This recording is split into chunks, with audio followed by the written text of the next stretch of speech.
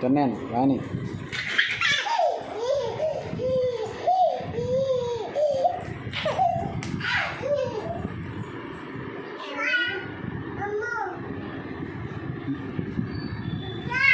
చదువు పైకి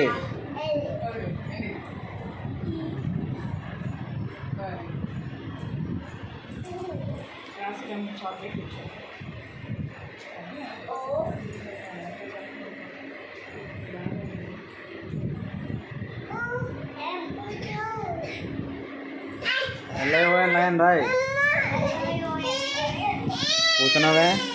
కూర్చున్నావే అది వేసుకుని కూర్చున్నావు ఎందుకు